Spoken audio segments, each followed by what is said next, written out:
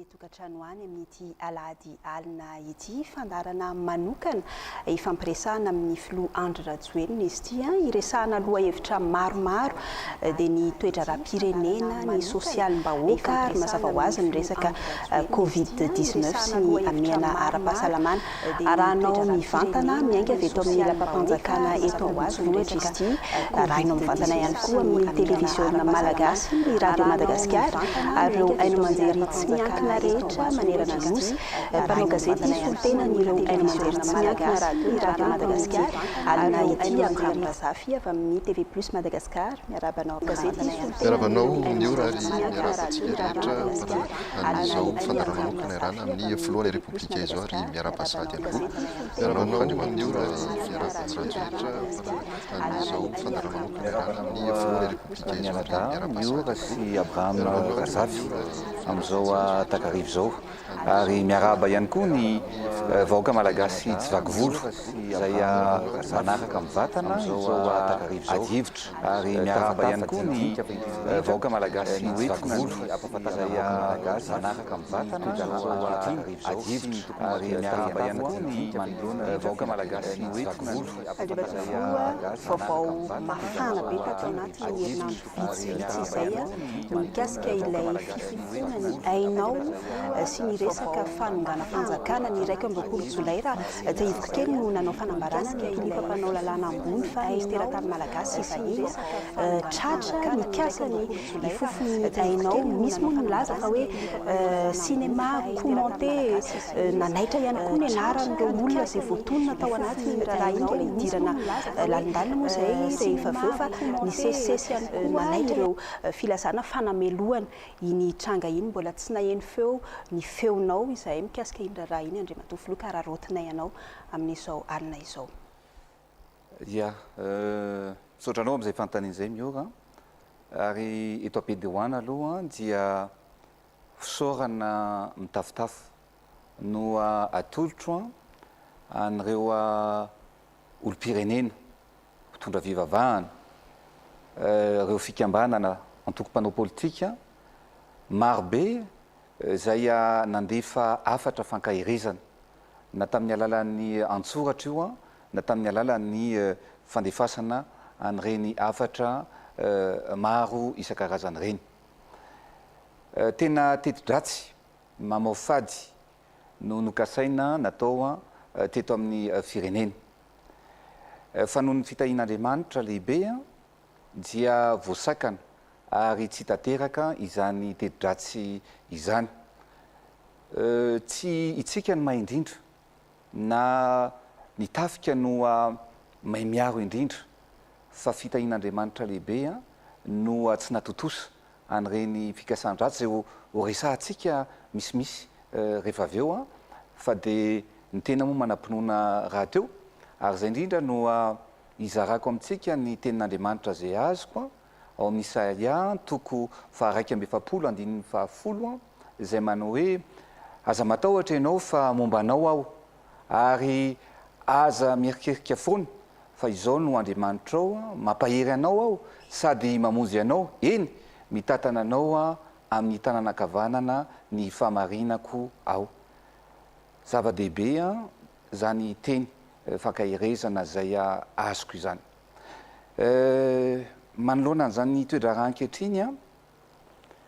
dia ataoko fa ny zavatra nitranga sainga natao teto amin'ity firenena ity dia efa mihoatra ny fefy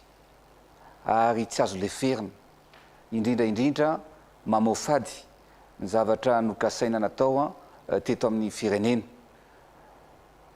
ary melohako tanteraka mihitsy satria rehefa ny fiandrianam-pirenena no voatoatoana dia eto mba manome afatra kely ho an'ny malagasy rehetrarehetra na ny mpanao politika na ny olon-tsotra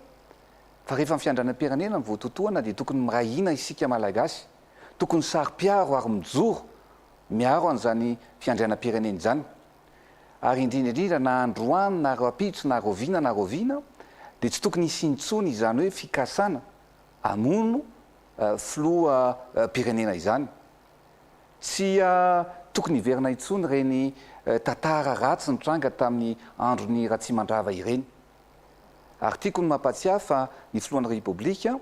dia filohan'ny malagasy rehetra ary tsy tokony tsy fitovikevitra no ampiasaina ny mpanao politika na ny olona na ny sokajy rehetra hoentina anakorontanana nyty firenena ity. Tsy azoko ekena noho izany ny fampiasana ny herisetra ary meloka tanteraka ny hetsika sy ny fikasana ny andatradra ny samy malagasy indrindra moa fa ny androm-panjakana izay novidian'ny vahoaka no anaovana an'izany dia ataoko fa efa mihoatra ny fefy. Ekeny ny tsikera, ekeny ny fanaratsiana. Mety mbola azo leferina ihany ny famafazana ny lainga fa kosa ny fieritreretana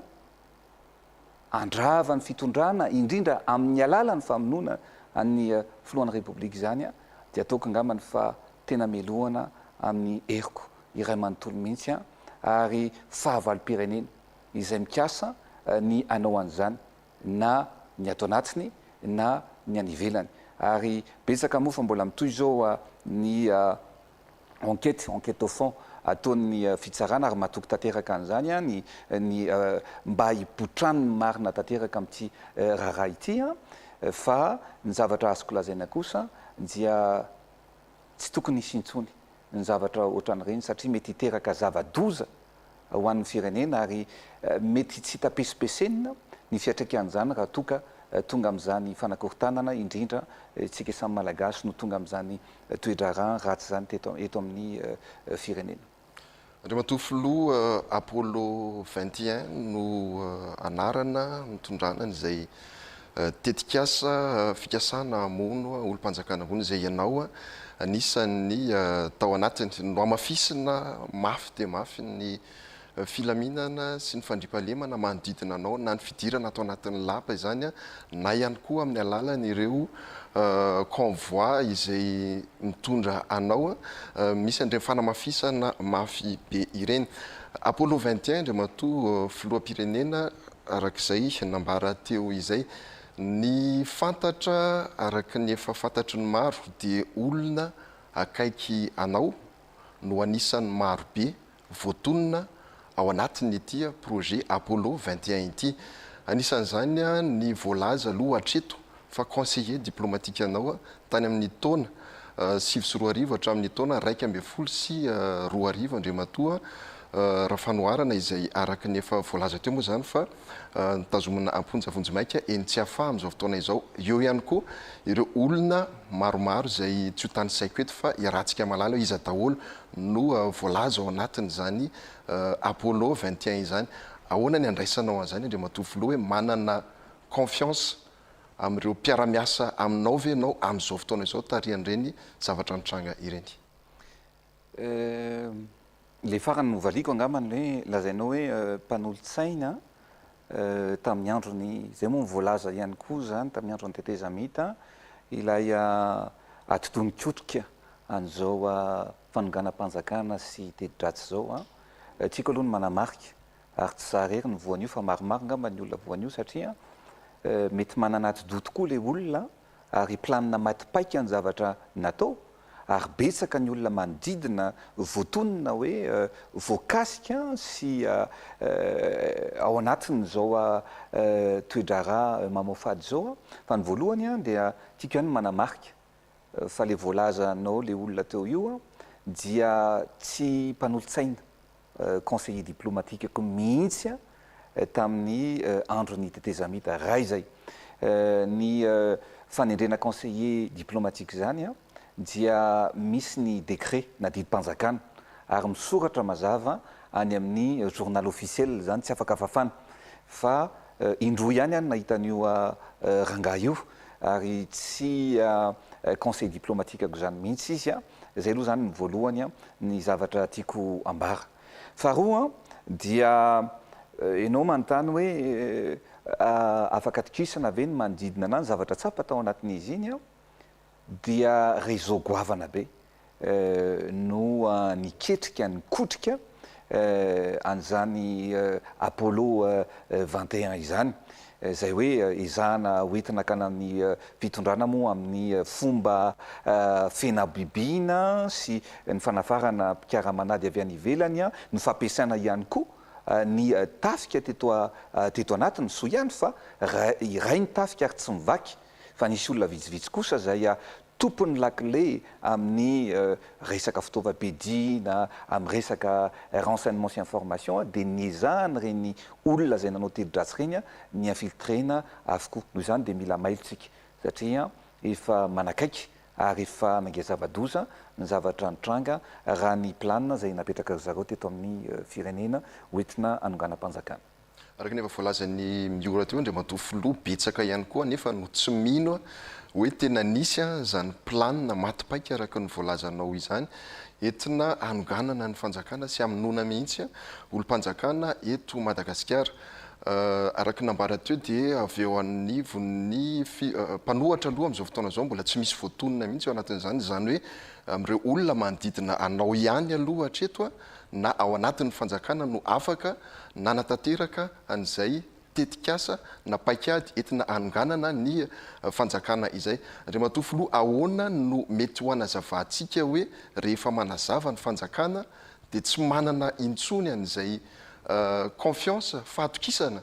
ho ataony vahoaka izay ny fanjakana amin'izao fotoana zao raha vao miteny zany ny fanjakana dia lasa ohatran'ny hoe karazany hoe tsy misy an'izay fahatokisany vahoaka izay intsony légitimité ny resantsika Andriamatofilo.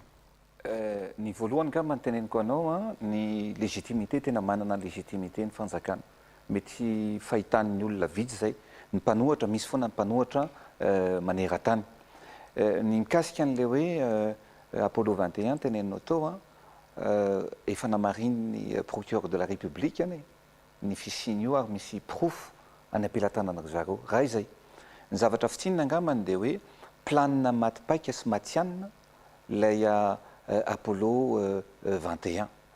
ny teny ianao teo hoe tsy misy ny fatokisana andrasana isy ho faty ve zany vao hipetraka ny fatokisana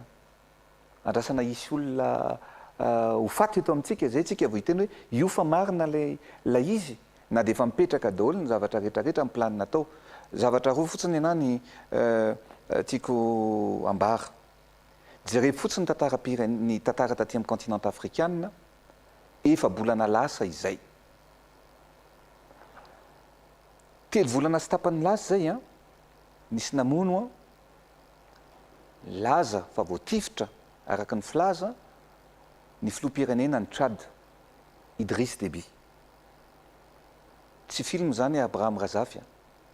sa misy afaka mbola ilaza aveo hoe namono teny sa film 18 avril 2021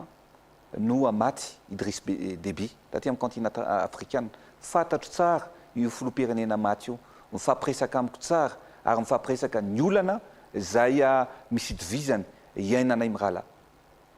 nareo mpanao gazety dia dinio ary dinio tsara ny tantaran'ny firenena ny zavatra teneniko anao dia tsotro matoa misy ny olana sy ny fikasana ifofon'ny aiko dia noho ny fiarovako ny tanitsika noho ny fiarovako ny tombotsoa an'ity firenena malalatsika ity raha izay faharoa film ve ny nafatesany namonona ny filoham-pirenena tany Haïti Jovenel Moïse hitanareo reny sary mandeha amin'ny anao-manjery rehetrarehetra reny mercenaire efa misa 4 no nanafika anazy tao an-trano tafiditra tao an-trano ary bala 12 no tifitra anazy teo amin'ny vatany film ve zany zavatra rehetrarehetra any ray volana katroka androany no nafaty any Jovenel Moïse tany Haïti tamin'ny 7 jolay 2020 vao tsy ampy herinandro vitsivitsy akory koa zay no antsatoana antsy ny filohan'ny teteza mita ny colonel Assimi Goïta tany Mali film ve zany zavatra zany ka eto aloha dia mampitandrina ny olona rehetrarehetra eto amintsika fa efa mihoatra ny fefy ny zavatra tiana atao eto amin'ity fireneny ity ho azavaiko aminao satria efa niresakytsika teo ary araky ny tatitra sy ny fanazavana efa nataon'ny procureur de la république dia nanamafy an'io atedi-dratsy entina hamonoana sy hakana ny fahefana efa voarakitra izany planina Apollo 21 zany. Eto zany dia noho ny fanazavana efa noentin'ny procureur général dia amin'ny maha-filoham-pirenena an-tena moa dia mahazo ihany mitatitra hoe inona ny zavatra natao tao an'izany Apollo 21 zany. Ny Apollo 21 dia fantatritsika tsara ary efa nilazain'ny procureur général de la république fa nisy ny fangatahana famatsim-bola hoentina hanakorontanana ny firenena sy hamonoana ny tompon'andraikitra maromaro teto amintsika. Tsy nandahan'izany ny orinasa anankiray fa nisy mihitsy io taratasy io fangatahana an'izany. Inona le plan Apollo 21? Ny plan Apollo 21 dia mazava ho azy fa hoentina zany hakana ny fahefana hamonoana ny tompon'andraikitra vitsivitsy. Fa ao anatin'ity zany le Apollo 21 dia efa nazavain'ny procureur de la république ihany le izy fa hitondra ny élément zay efa nazavainy moa azavaiko amin'ny voaka malagasy eto. Ao anatin'izany dia hoe misy vola 5 millions d'euros ny tedi-bola hoentina anaovana an'izany tedi-dratsy zany. Ao anatin'izany dia misy phase anakefatra. Lazainy zareo io misy ny phase Houston, phase allumage, phase décollage ary phase sur mise sur orbite. Ao anatin'io zany dia misy ny hoe achat ny équipement, transmission et armement. Ary anisan'izany ny fakana commando anaky 540 avy any ivelany. Ao anatin'izay zavatra izay. Hitanareo tonga mansary tany Haïti, commando 420 ny tafiditra tao Haïti. Tafiditra tao amin'ny toerana fatoriny ny filoham-pirenena, ny tifitra ny filoham-pirenena haïtianina. Zay namako ihany koa iny filoham-pirenena iny. Hitanareo nga tamin'ny Covid reny nanao visioconférence niaraka tamiko izy. Ary niresaka ary mifampiantso matetika izahay mirahalahy. Ao anatin'ilay ity tedi-dratsy ity zany dia misy ao anatin'ilay izy, ianao moa teny hoe mpanao politika, aleo ny enquête nitondra azy fa tsy afaka hiteny fa ny afaka teneniko anao ny renseignement azonay ny zavatra rehetrarehetra eo am-pelantanana dia misy mpanao politika ambony tafiditra ao anatin'izao zavatra ao. Mpanohatra sa mpanohana dia matofo. Aleo ny fitsarana ny teny amin'izay tsy afaka hiteny fa ny fitsarana sy ny enquête io ne vao manomboka ny enquête miditra amin'ny enquête au fond nitsika izao ary za dia mamety remarque mihitsy misaotra ny fitsarana hoe tsy tokony sy nitsony ny zavatra ohatran'izao. Ny hevitra tsy mitovy mety ekeny fa ny famono kosa efa mihoatra any zavatra tokony ho izy. Toizako ihany ilay izy ao anatin'ilay phase Houston. Ianao moa ny teny teo dia misy ihany hoe conduite des opérations de déstabilisation sociale. Efa nataony zany fa tsy naomby. Efa nataony zareo zany ary mbola mikasanao anjany zareo conduite des opérations de déstabilisation sociale, fanakorontanana ara-tsosialy eto amintsika au sein de toute l'administration et dans les chefs-lieux de province. Zany zavatra ao anatin'ny plan zareo. Plan zareo phase à allumage, neutralisation de 5 personnalités emblématiques du régime. Fantatra io fa tsy afaka miteny fa aleo ny fitsarana no aneo an'izany satria zavatra rehetra fa nitenen'ny procureur dia mafisiko. Réénumération, sécurisation des responsables de forces de défense et de sécurité. Maromaro ihany ny mpitandro ny filaminana ambony voatonona atao anatin'io ny contactena ry zareo ary fantatra ry zareo ary be dia be ny olona ao anatin'io tsy teny mihitsy eto ny resaka association, ny resaka groupement, ny resaka fikambanana maro isan-karazany tsy hanonona an'izany ny ataoko eto fa fantatrareo nga mantiako lazainy. Indemnisation des troupes au sein des forces de défense et de sécurité. Misy vola ato fa tsy tononiko ilay izy. Indemnisation des leaders syndicaux, des leaders au sein des organisations des sociétés civiles. Tiako lazaina zany ao anatin'ity dia misy plan be dia be hoe inona ny zavatra tokony ho atao a fa tsy afaka dévoilena moa le izy satria mbola ao anatin'ny fampitorana tanteraka fa tsika koa mba te hitondra ny mangarahara mba te hitondra ny marina eo anatrehan'ny vahoaka malagasy a dia zay no anjara no entina ilaza amin'ny vahoaka malagasy a fa zavatra mamao fady a no anaingana atao teto amin'ity fireneny ity fa misaotra an'Andriamanitra lehibe tsika fa noho ny fitahiny dia voasakana izany tedi-dratsy rehetra izany. Andriamatoa Filoha, miaino anao ohatra ny mamaky an'le plan teo iny a ohatra manana impression zany hoe efa mivoaka ny didim-pitsarana satria na ny communication hoentin'ny mpanohana anao dia milaza avy hatrany fa ohatrany hoe efa meloka le olona manaja an'izay droit la défense izay ve ny fanjakana ianao ve manome toky fa tena malalaka ny fitsarana ao na ny asany a araka ny tokony ho izy ao anatin'ity fanadihadiana ity fa tsy hametraka tsindry amin'ireo mpitsara mpanao famitorana ary anaja ihany koa ny zo ananan'ireo olona izay voaroroy ao anatin'ity fitsarana ity satria fantatritsika aloha zany zao fa mbola manaja an'izay droit présomption d'innocence zay tsika Andriamatoa Filoha. Ohatrany malasa saina ihany le fanontanianao hoe Abrahama Razafy ao anatin'ilay izy ny manao enquête ao anatin'izy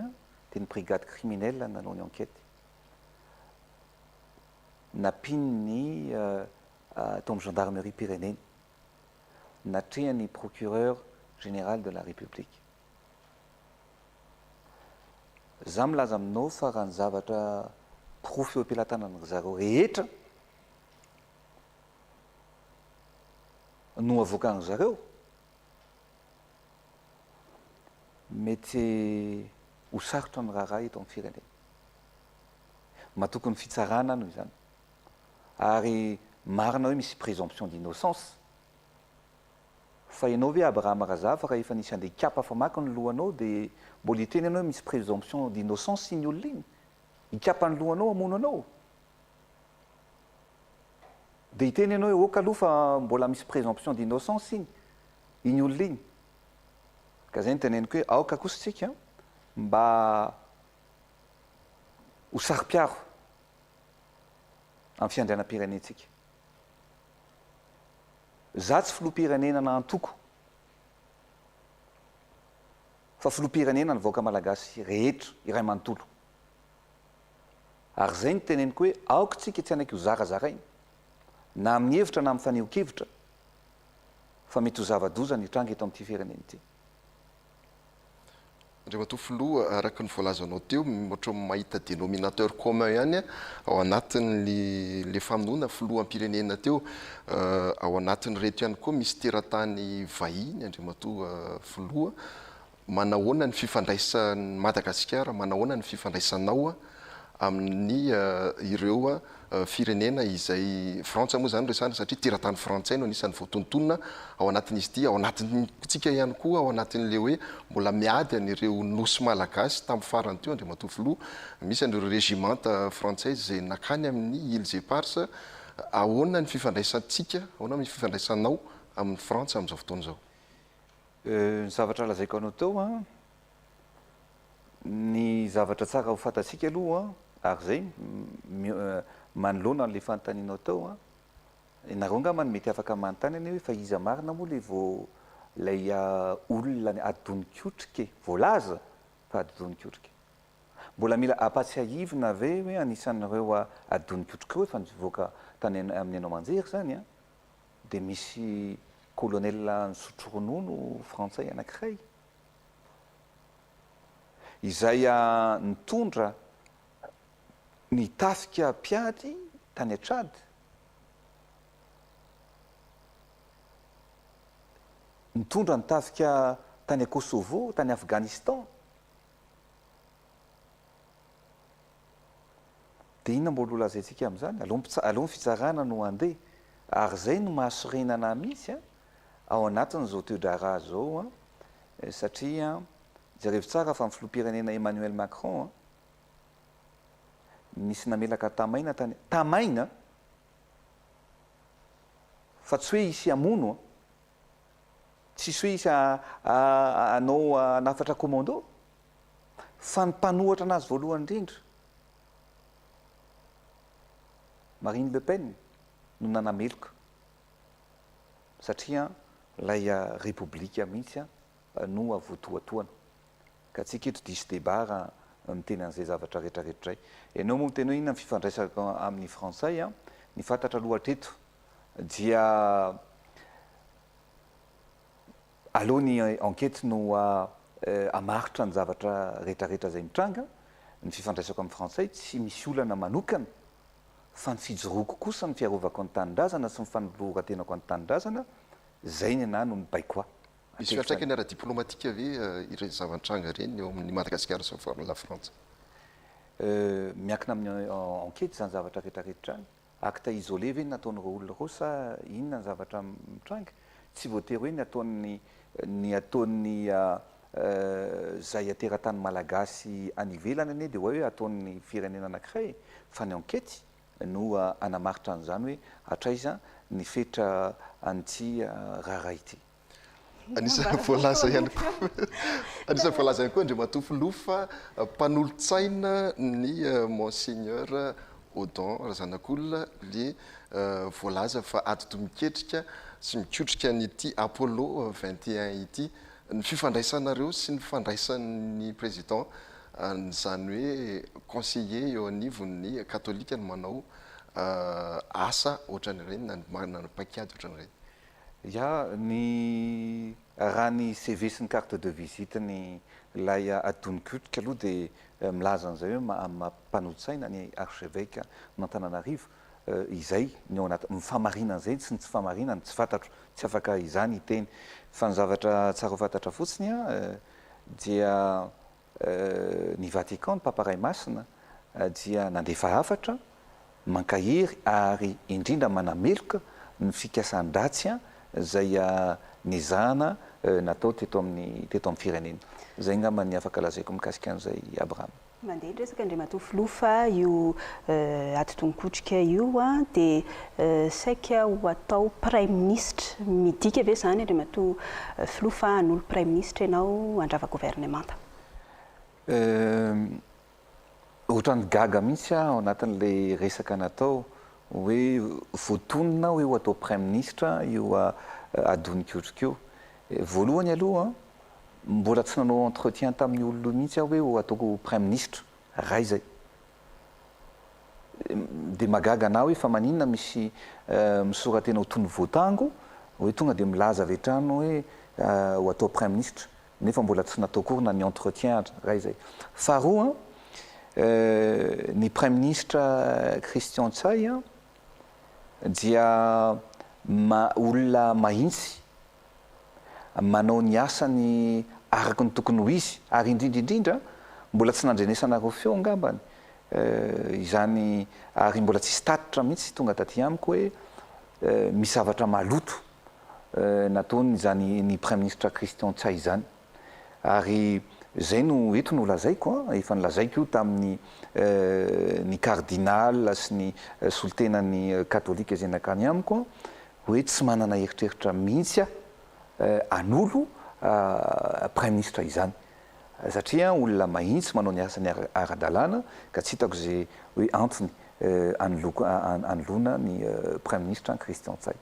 Iverenako amin'ilay teo hoe inona zany tena fifandraisanao Andriamatoa Loha amin'ny le voalaza fa ady tomikotrika an'ity Apollo 21 ity satria voalaza fa hoe conseiller diplomatique anao tamin'ny andron'ny Tete Zamita izao ihany koa mandeha hoe saika natao prime ministre. Inona ny relation anao aminazy? Tsy misy. Indroany nahitany olo tamin'ny fiainako mipetraka teto amin'ny seza teto tamin'ny andron'ny Tete Zamita zay naniry izy hoe mba ho atao ambassadeur any Madagasikara any Frantsa zay nilaviko satria raha ny ekeko dia efa mety ambassadeur atany ngambany izy dia ny faharoa nisy inona misy teo fampisehoana ara-pivavahana natao dia zay no nahitako an'io fa tsy mahafantatra manokana an'io adonikotrika io sady tsy mpanolontsaiko velively mihitsy io olona zay voatoniny io. Fanambaranao teo Andriamatoa fa mahafapo anao ny asan'ny Prime Ministre lehiben'ny gouvernemanta fa manahoana kosa mikasika ny mpikambana ao anatin'ny gouvernemanta nandehany koa ny resaka fa hoe hisy remaniement hatramin'izao aloha mbola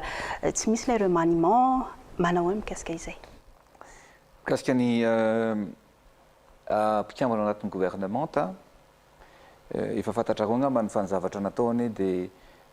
efa napetraka foana hoe tokony hisy ny évaluation na ny mpitondra ny tenako zay filoham-pirenena na ny Prime Ministre na ireo mpikambana rehetrarehetra na ny vahoaka dia afaka mijery ihany koa zay hoe fiasan'ny gouvernement zay ny indrindra ny hoe mamaly ny hitahitan'ny vahoaka ave mamaly ny olana zay iainan'ny vahoaka ave zay no zavatra mitranga. Ny zavatra afaka lazaiko efa fantatra anay zany ohatra ny ekipa rehetrarehetra ohatra ny ekipana foot ohatra ny ekipana baolina tsy maintsy misy foana ny solono rehefa hita fa misy ny lesika ao anatin'izany mpikambana ao anatin'ny gouvernement zany ary eo indrindra no lazaiko hoe misy no tena manao ny asany aloha ao anatin'ny mpikambana ao anatin'ny gouvernement misy no mahatratra ny tanjona sy ny velirano zay napetratsika fa tsy avenina ihany koa ary za dia vonina mihitsy anarina ny lesika rehetrarehetra tsy avenina fa misy dia misy no tsy mahatratra manatanteraka amin'ny velirano zay atao tsy mahatratra tsy maharaka ny hafainganam-pandeha zay tokony atao ary tsy maintsy isy ny fanovana an'ireo zay mazava ho azy moa zay tsy matateraka an'izay asa sy andraikitra nakininy amin'izy ireo zay. Iverena kely resaka paolra fanoharana teo azafady Abraham fantatra fa nisy ilay taratasy nalefa n'io lehilahy io tany amina orinasa lehibe mitrandraka fiolora any Tsimororo Bemilanga dia Madagascar zany fangatana famatsim-bola entina anakorontanana firenena nilaza moa ity orinasa goavana ity fa nisy tokoa izay taratasy izay fa tsy nanome ny vola izy tao anatin'io taratasy io somary manaitra kely hoe nanome antoka ity paolra fanoharana ity fa ho vaovany olona Madagascar ary afaka hanomboka ny fitrandrahana izy ireo fantany tena manitikitika Andriamatoa hoe vao marina tokoa fa misy an'izany fiolora zany eto Madagasikara nefa fa manina mbola tsy trandrahana fa manina mbola tsy ampiasaina zany. Ya. Araka ny teneninao teo miora dia io taratasy io dia proof tokoa eny am-pelantanany fampanohavana ankehitriny ary anisan'izany moa efa nanaiky an'izany Madagascar Wall ny fisian'io taratasy io ary ny fangatahana teti-bola hoentina anonganam-panjakana sy anakorontanana ny firenena eto amintsika. Zay zany ilay proof nolazainao teo. Madagascar Wall tokoa dia orinasa mamokatra fiolora zay tena akora tena ilaitsika tokoa io fiolora io zany satria afaka ampiodinana ny milina famokarana herinaratra eto amintsika ary anankiroa ny toerana zay trandrahan'ny Madagascar Wall ny voalohany dia Tsimororo ary ny faharoa dia i Bemilanga. Efa ela tokoa no nanariny ny vahoaka malagasy mba hoe hisy vokatra izany fitrandrahana petrôle na fiolora zany. Iny ary nanira amin'ny maly eo ary moa dia efa nanao niran'io Bemilanga io hoe raha oviana no hitranga asa angamba atsoatsy no tonga i Bemilanga dia itsika koa tsy ho lany vatsy efa ela maly eo no nanao an'izany hiry zany. Ankehitriny efa taona maro zay angamba dia efa fantatra fa namokatra i Tsimororo. Eo anatin'io zany dia misy tokoa ny vokatra efa azo fa ny olana dia misy satria ny transport ny Tsimororo par batonga eto Antananarivo eo amin'ny 360 km eo dia eo amin'ny 650 ariary eo ny litre ny transport miala ny Tsimororo satria mbola tsy praticable mbola tsy afaka ale zany ny lalana dia ny transport nefa ny tanà Toamasina dia 100 ariary ny litre. Io zany no olana lehibe ary ny amin'ny Tsimororo zany raha ohatra ka camion 30 mètres cubes no tokony ho zakan'ny camion anankiray dia noho ny faratsiany lalana zay ratsy dia ratsy zay a satria tsisy tomobile mihitsy makany a dia 15 mètre cube ihany no afaka hoentina za eto zany a dia tena miteny mihitsy hoe tsy maintsy ho jerevantsika ny vahaolana mikasika an'io tsisy navaha mihitsy io io olana tsy miroro io a hatram'izay ny afaka lazaiko miora dia tena manan-karena isika malagasy amin'ny arenam-pirenena ary indrindra raha toa ka vitatsika ny mametraka ny fifanarahana aradrariny sy ny fitsinjarana aradrariny ny arenam-pirenena eto amintsika dia tsy tokony hahantra intsony ity firenena malalatsika ity fa ny zavatra mitranga nefa ny de zao ny fifanarahana rehetrarehetra teto amintsika dia tsy nisy tombony mihitsy ho an'ny vahoaka malagasy hatramin'izay ame ohatra anankiroa aminareo fotsiny ohatra raha resaka fitrandrahana ny QMM izay mitrandraka ilminity dia efa 17 taona zao no nitrandraka teto amintsika nanomboka tamin'ny taona 4 no nanomboka nitrandraka ny zany QMM zany ilminity sy zircon moa zany no trandrahana ao amin'io voalaza ny tsika malagasy fa actionnaire ao anatin'ny QMM 20 fa hatram'izay 17 taona zay mbola tsy nizara dividende na bénéfice na $1 azy mbola tsy azo ny firenena malagasy tamin'ny 2004 no nanomboka nitrandraka i QMM zay ne ny olana lehibe eto amintsika ny anisany nazahoako olana dia ny fiadivana ny tombontsoa ho an'ny vahoaka malagasy anisan'izany mikasika ny Ambatovy ny Ambatovy dia mitrandraka nickel sy cobalt ary isika no firenena faharoa maneran-tany izay mamokatra nickel be indrindra ary amin'izao tsika miteny zao nickel io dia efa miakatra raha $8000 ny courny io zany heritaona lasa ankehitriny dia 19530 ny courny nickel inona zavatra mitranga eto amintsika ny taxe na ny redevance minière eto amintsika dia 2% dradraiary mbola miala be deabe io dia 1,40% tsy izao fitondrany zao nanao an'izany tsy izao fitondrany zao no négocien'ireo QMM sy Ambatovy ireo ary zany ny azahoako olana ny fiarovako ny tombotsoan'ny vahoaka malagasy ny tombotsoan'ny firenena malagasy dia azoko olana be deabe Botswana zao 6% ny anazy no taxe zay miditra ao anatin'ny Botswana amin'ny fitrandrahana ka zay ny teneniko hoe manan-karentsika fa ny hetra miditra amintsika dia indrisy fa izay nanao siniany reny fifanarahana rehetrarehetra reny dia mitsotsotra any amin'ny toerana misy anary zaro any amin'izao tsika miteny zao fa ny vahoaka malagasy kosa dia raha malala ny tiako lazainy mbola asa be miandry amin'ny fanarenana nyty firenena ity fa raha tsy miray fotsika raha tsy mifanampy miara-amin'ny misala isika rehetrarehetra dia milazanareo zarany olona ry ikorotana eto tsika zarany olona ry ikorotantsika hifamono eto tsika malagasy fa ny ary-pirenenantsika mandeha foana naizanaty zany andriamatofoloha ny 7 isanjato ny recette fiscale atsika aloha zany dia mbola avy amin'ny Ambatovy daholo efa ny reprendre moa zany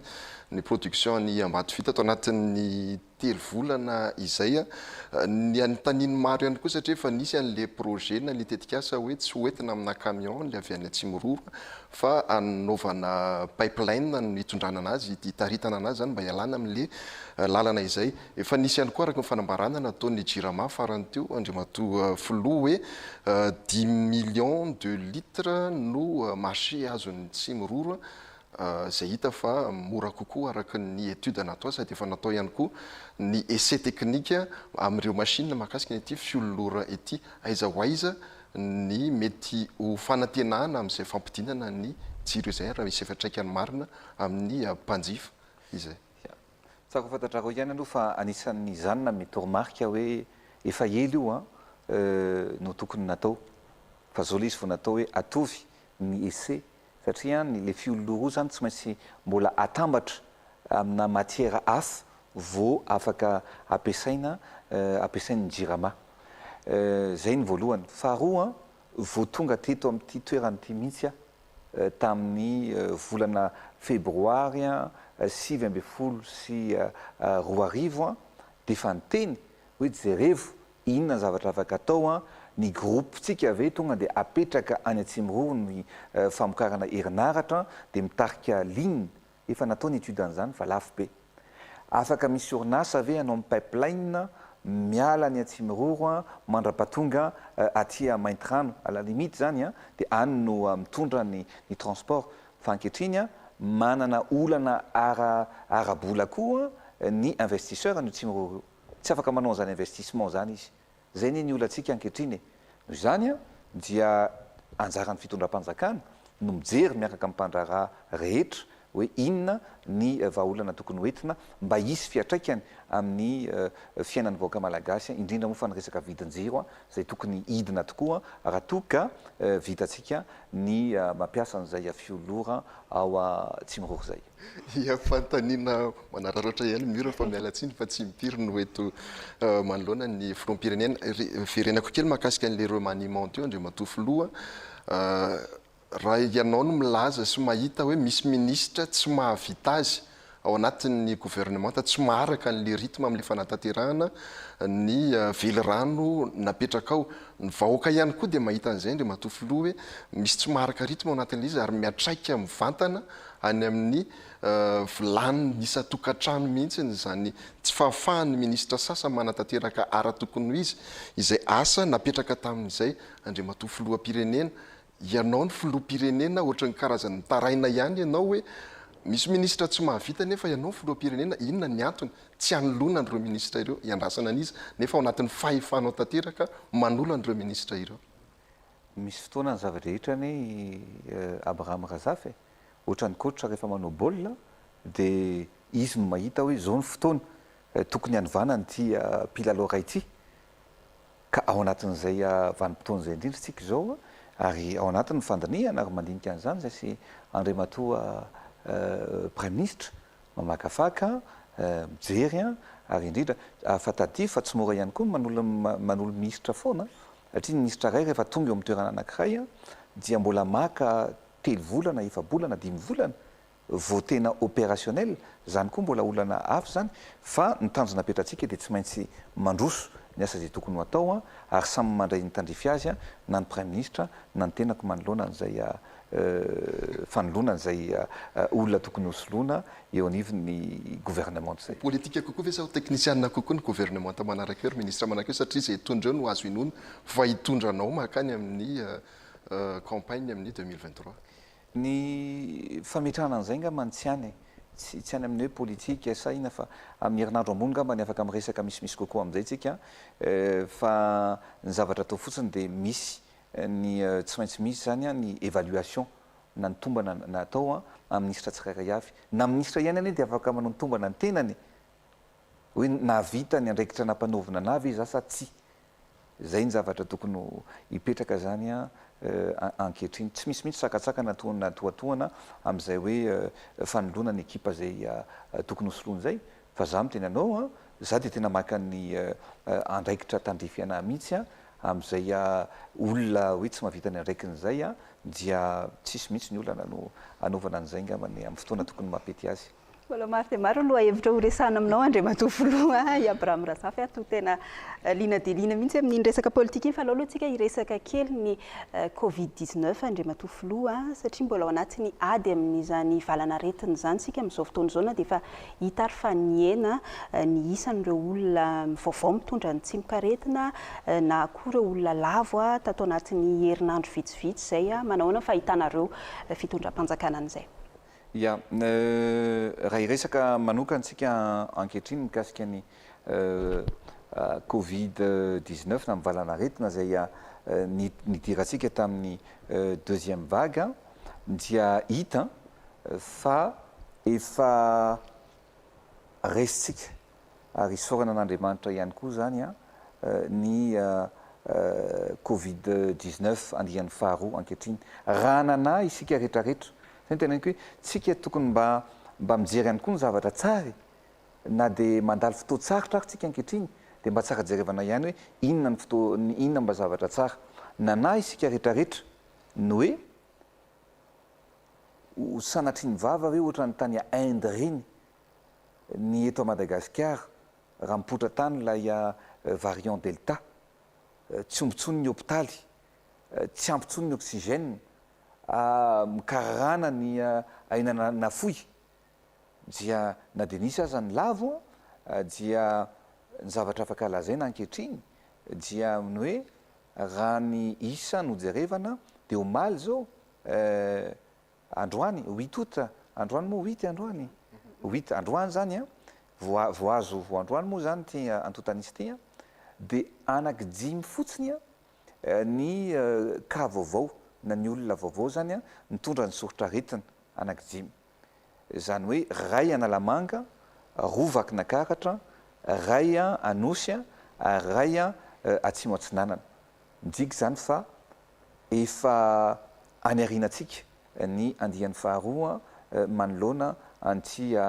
valanaretina ity raha jerevana natao anatin'izay herinandro zany hoe ny voalohan'ny volana aogositra ka hatramin'ny valo ny volana aogositra zao dia 7 ny ka vaovao zany hoe raika amby 70 kosa ny sitrana ary ny olona ndaosy ny fahafatesana dia anankiray fean'izany dia efa voafehatsika ankehitriny ny coronavirus andian'ny faharoa eto Madagasikara. Anambaranao fa voafehy le izy manahoana zany mety ho fepetra ndrematoa filoha fepetra manaraka mbola mitovy ny amiana ara-pahasalamana fa indrindra ty resaka sistantsika mbola mihidy ty no tena mahabe resaka ndrematoa filoha satria na zareo nivon'ny secteur tourisme zareo eo amin'ny sehatry ny fizahantany dia tena mitaraina ary mikaikikaiky tokoa zareo amin'izao fotoana izao misy ihany koa ireo teratany malagasy izay mety hoe nandalo fitsaboana tany ivelany ohatra na koa hoe nanao contrat fifanarahana arak'asa tany ivelany tapitra izay fifanarahana arak'asa zay nefa tsy afaka miditra eto Madagasikara ary zareo lany vatsy inona fepetra manaraka andrematoa filoha ia raha ny fepetra aloha dia mba ahafahantsika miaro ny vahoaka malagasy iray manontolo sy ahafahantsika mampiatra ny fepetra zay tokony ho raisina fandraika amin'ny fiadivana an'ity valanaretina ity dia rehefa nampiantso an'ireo androm-panjakana anankitelo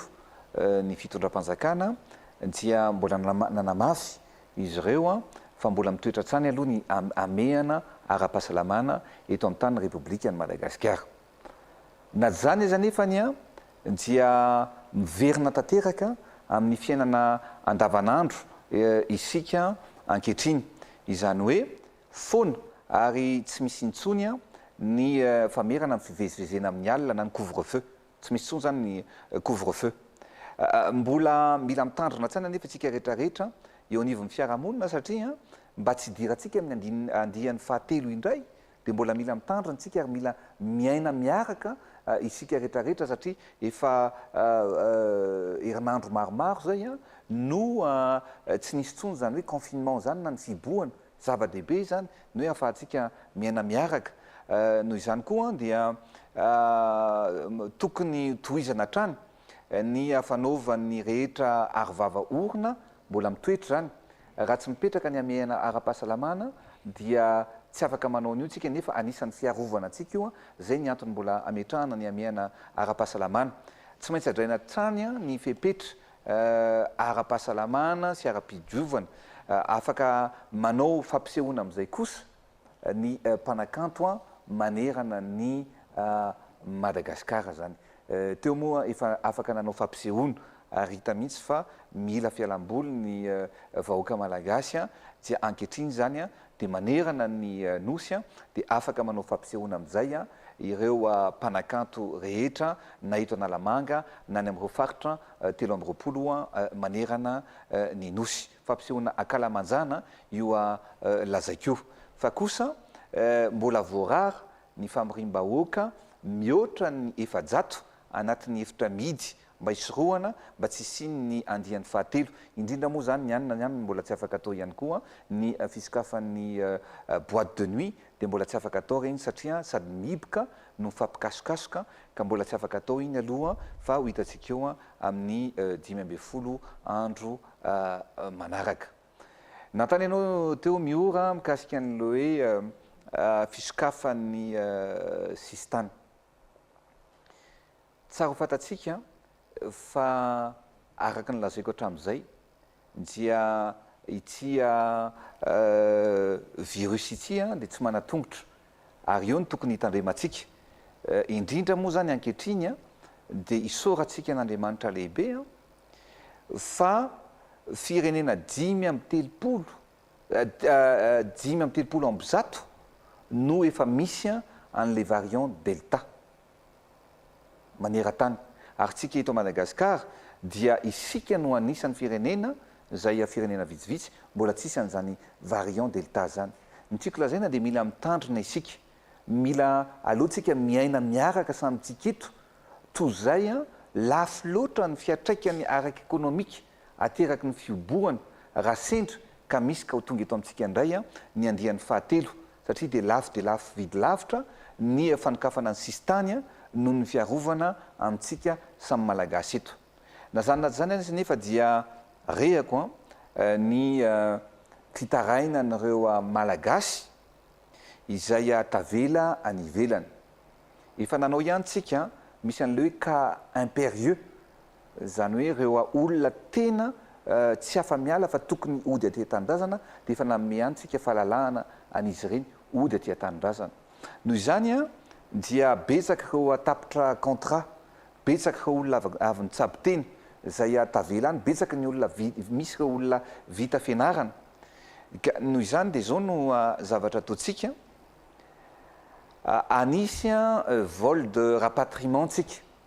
ho atao ampodiana n'ireo teratany malagasy zay tavela any ivelany ka isy zany vol anakefatra zay ho ataontsika miala any Paris tonga eto Antananarivo. Ireo vol anakefatra ireo dia atao amin'ny alahady fa 12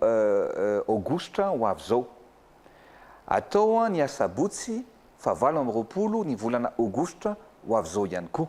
ary ny 12 sy ny 18 ny volana septambra.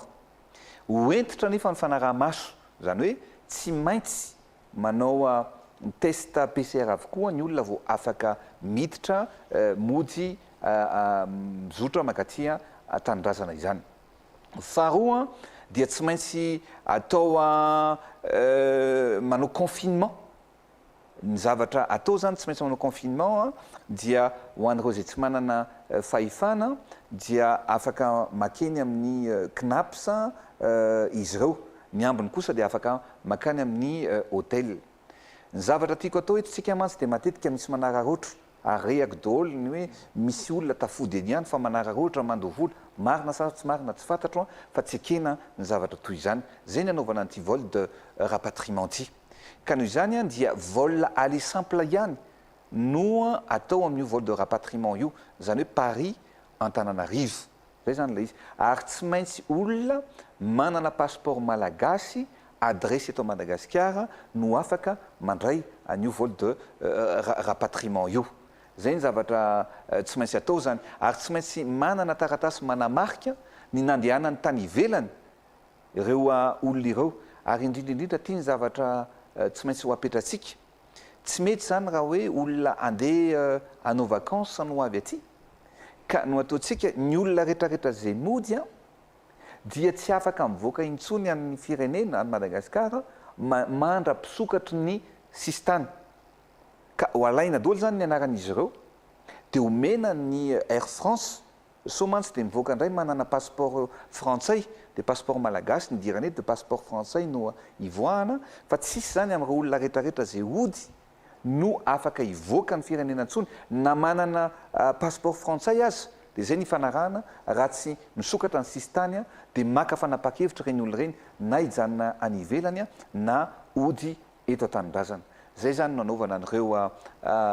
vol de rapatriement zay ho atao ireo. Ary reto dia milaza mihitsy fa tsy tokony hisy intsony ny risoriso sy ny fanararotana amin'ireo olona zay te hody aty tanindrazana izay. Tsy misy olona tokony handoha vola hafa ankoatra ny billet d'avion zay tokony ho alohan'izy ireo, ka ny fandaminana amin'izany dia afaka misoratra anarana eo anivon'ny ministera ny raharaham-bahiny ireo olona rehetrarehetra zay ody, na ihany koa amin'ny ambasaditsika any Frantsa na ny ambasaditsika any amin'ny toerana isan-karazany ihany amin'ireo daty fampidina malagasy any ivelany ireo. Matofilo mahakasika ny vaksiny no tiako antanina mahakasika nyity valanaretina Covid-19 ity, ny rahantsika nahita natao sy ny farany teo ny fanampiana nomeny ny banky iraisam-pirenena amin'izany ady amin'ny valanaretina Covid-19 izany. Eo ihany koa ny fanatanterahana ny vaksiny. Tany ambolohantsika président somary narisarisa tamin'ny fidirana tao anatin'izay système na COVAX izay niditra ihantsika taty aoriana tamin'ny alalan'ny fandraisana ny vaksiny Covishield izany. Miandry ny hoe ahoana zany mety pakiady manaraka, aizany mety soratra anarana amin'ity andiana vaksiny manaraka ity Andriamatoa Filoha, satria betsaka ihany koa miandry an'izany. Ny pakiady eo ihany Andriamatoa Filoha fa ny fanontaniana tena amin'taniny maro hoe aiza ho aiza ny filoham-pirenena ohatran'ny tsy tazana mihitsy amin'ny fanaovana sensibilisation amin'izay vaksiny izay. Mbola latsaky ny ray isan-jato Andriamatoa Filoha no vita vaksiny eto Madagasikara. Tamin'ny farany teo mbola nisy no narina amin'ireo ampahana vaksiny nentina teto Madagasikara izay. Ahoana no ahafahantsika mitarika n'ireo olona hafa ireo ho atao vaksiny nefa ny fitondram-panjakana ny filohan'ny repoblika tsy vita vaksiny. Ny fanaovana vaksiny aloha dia efa nilazaiko ombenimbieny fa antsitrapo fa tsy ankatereny. Hitanao angamba ny zavatra mitranga any Frantsa any ankehitriny, be dia be ny olona tsy tianao vaksiny, ka ahoana ary ny ahafahana manery ny olona tsy maintsy manao vaksiny. Ary za manaja an'izay fahalalan'ny malagasy tsirairay avy, misy na ao anatin'ny tokantrano iray aza, misy ny manao, misy ny tsy manao vaksiny. Za aloha dia mbola tsy nanao, aloha zavy zay zavatra zay. Ny fanaovana vaksiny dia mampiakatra ny hery fiarovana ny olona tsirairay avy zany ao anatin'ilay izy. Ny nahy dia naka ny fanapa-kevitra fa ny CVO ny nahy no raisiko hiarovana ny tenako. Na zany ary tsy manakana ihany koa amin'ny olona rehetrarehetra, ny olom-pirenena izay te hanao vaksiny. Ary zay ny anisan'ny tena hoe niresahana ny idirantsika amin'ny mampitondra anahy ohatra amin'ny finoana io. Misy ny mino an'i Jesosy Kristy, misy ny mino finoana hafa amin'ny maha-filoham-pirenena anahy. Tsy afaka nery olona hoe tsy maintsy kristianina ianao fa tsy afaka manao silamo ohatra, fa malalaka ny olona rehetrarehetra amin'izay safidy tokony atao zay. Mampirisika ve nefa Andriamatoa Filoha hoe manaova vaksiny na dia tsy afaka manery ary? Safidy ny olona rehetrarehetra ary apetraka foana ilay izy mazava tsara mihitsy Abraham Razafy ny hoe tsy atao ankaterena ny fanaovana vaksiny ho an'ny olona rehetra zay te misafidy ny anao an'izany dia mampirisika ny olona niaro ny tenany na amin'ny alalan'ny vaksiny na amin'ny alalan'ny CVO. Ka izay indrindra no tsara fantatsika angamba ny Abraham Razafy hoe aiza ho aiza angamba ny fandehan'ny vaksiny amin'izao tsika amin'ny teny izao, dia araky ny efa fivoriana moa zany nataontsika niaraka tamin'ny Académie nationale de médecine sy ny ministère ny fahasalamana, dia maromaro ny vaksiny efa tonga eto amintsika sy ny mbola ho avy. Anisan'izany ny vaksiny Covishield zay andiany voalohany efa tonga teto amintsika teto 250 000 doses no tonga teto ao anatin'ny cadre ny COVAX zay nataontsika zany izy io. Nahazo ihany koa tsika zany vaksiny lay Janssen any Johnson Johnson tany amin'ny gouvernementa américaine zay nahazotsika 703 na 302 400 doses fanomezana maimam-poana namen'ny américaine io. Ankehitriny moa dia nafinaritra ihany koa zany fa noho ny fangatantsika fiara-miasa dia nanome vaksiny antsika ihany koa ny gouvernementa sinoa amin'ny alalan'ny filoham-pirenena sinoa zany a Xi Jinping no nanome vaccine antsika telo hetsy na 300 000 doses zay nomena antsika. Marina teneninao teo Abraham Razafy no hoe mbola ray isan-jato ny malagasy no vita vaccine ankehitriny. Noho ny fahaizantsika mandresy lahatra tamin'ny banque iraisam-pirenena nefany dia nisy tetikasa zay natao ary ame vola 100 millions de dollars zany ny banque iraisam-pirenena tiako manamarika amintsika fa tao anatin'ny 100 millions de dollars io tena ampendohana dia ozy isy ny banque iraisam-pirenena hoe 50 millions de dollars omena anareo don omena fotsiny zany fa 50 millions de dollars dia trosa. Fa noho ny fahaizantsika mandresy lahatra ny Banque mondiale dia anisan'ny firenena tokana i Madagasikara namena an'le 100 millions de dollars anaovana ny opération de vaccination eto amintsika maimaimpona fa tsy trosa anisan'le 1 milliard 100 millions de dollars azotsika zany io 100 millions io zay ny teneniko hoe aloha azava tsara fa zao fitondrana zao no négocier zany tamin'ny Banque mondiale ataoko angambany fa tamin'ny fitondrana tany aloha mbola tsisy Covid-19 zany ka noho ny fahaizana mandresy lahatra dia nahazo don na 100 millions de dollars tsika zay ao anatin'io vola io zany ny anaovana azahoantsika eo amin'ny 10 millions de doses eo 10 millions ary ny vaccine saviditsika dia le Johnson zay io nefa fanapakevitra trany amin'ny voalohany raha tsapanareo nirahana tamin'ny Académie nationale de médecine malagasy ny saviditsika n'io vaccine Johnson io. Zany hoe rehefa amin'ny total zany ireo fanaovana vaccine ireo dia ahazo aharitra sy atratra any ho any amin'ny 10 isan-jato ny malagasy rehetra no ho vita ny vaccine. Fa zao rehefa miresaka vaccine ihany tsika dia mba hahafahantsika manomana sahady ny fandraisana an'ireo mpizahatany dia anao ezaka manokana tsika amin'ny fanaovana vaccine an'ireo toerana mandray vahiny dia any Nosy sy any Sainte Marie andefasantsika amin'le Johnson zany hoe ny olona rehetrarehetra miasa sy misehatra eo anivon'ny fizahatany na ny olon-tsotra ihany koa mifampiserasera amin'ny olona rehetrarehetra dia anao etsika manokana tsika zany amin'ireo toerana anankiroa ao anatin'izay fanaovana etsika fanaovam-vaccine zay. Manana plan ve tsika Andriamatoa filoham-pirenena satria raha miresaka tsika firenena hafa ohatra tena manana calendrier mihitsy ry zareo hoe amin'ity no mety hisokatra ny frontière amin'ny daty ohatran'izao mety ho afaka ao anatin'izay amiana ara-pahasalamana zay. Sika eto Madagasikara ve zay manana zay plan zay Andriamatoa Filoha? Ny fanokafana ny frontière tsy miankina amintsika rery io fa miankina amin'ny firenena sy ny zay hoentina miditra eto Madagasikara. Raha voafehy ny any amin'ny firenena hafa tokony miditra eto dia mazava ho azy nefa nisokatra tsika fa hitanao tsara angamba ny zavatra mitrangany amin'ny firenena hafa fa ny sasany zao efa miditra amin'ny 4e vague ny sasany mbola efa manomboka miverina manao confinement ka ahoana moa ny ahafahantsika hanokatra ny sistantsika nefa ny any ary manao confinement zany hoe tsika zany hanokatra ny aretina hiditra eto amintsika zany hoe ny fisokafan'ny sistany dia miankina indrindra ny fifehezana ny ovalanaretina io any amin'ny firenena any Europa sy any amin'ny firenena hafa. Hitanareo angambany fa ny fanapa-kevitra dia ohatran'izay. Nisy fotoana zao ny tao Europa tao France dia nakatony mihitsy ny fifandraisana amin'ny ireo zotra mampitohy any Londres sy France satria natanjaka be loatra ilay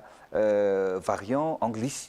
Nisy fotoana dia ny ferana zareo mihitsy hoe tsy mahazo miditra any Europa intsony ny avy any Inde tamin'ny natanjaka be loatra ilay variant delta. Nisy fotoana tsy navelana zareo niditra ny avy any Brésil ka zay ny teneniko hoe tsy miankina amin'ilay firenena mpapetrano tsy miankina amintsika malagasy fa miankina amin'ny fivoaran'ny valanaretina maneran-tany no andraisantsika amin'ny fanapa-kevitra amin'ny fisokafan'ny sistany.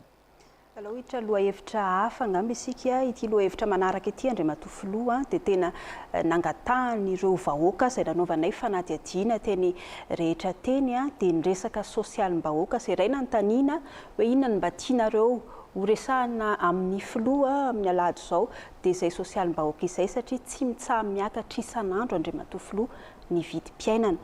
Ny karama tsy miakatra, ny vidin'ireo PPN nefa miakatra, maro ireo tanora tsy hanasa, voalaza koa tato ato fa hoe ho foanana ny vente en ligne izay mba fitadiavan'ny